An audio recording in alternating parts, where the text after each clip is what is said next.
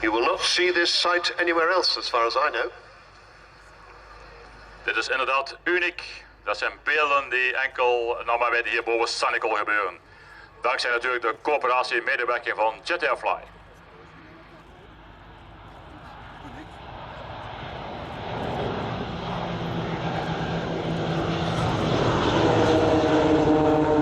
As they go past, you can see the big flaps down at the back of the 737's wing. Flaps, of course, increase the curvature of the wing and therefore make the air go further around the top surface, and that's what sucks aeroplanes into the air.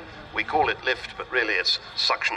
And you put the flaps down, and that increases the lift and or suction, and means that the aircraft can get more suction and or lift at slower speeds. And they are going quite slowly for a big jet.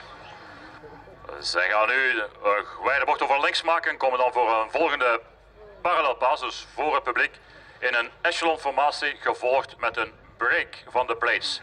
Dus de plates-toestellen gaan dus de 737 verlaten, komen hier landen en dan is natuurlijk de airspace, de luchtruim hier boven Sanicole, voor een solo display van de 737-700.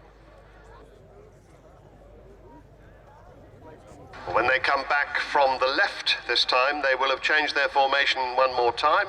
They'll be out of line astern and into echelon, and the blades will be stepped off, I believe, on the right-hand side of the 737, and we shall see them break over the top of the aircraft.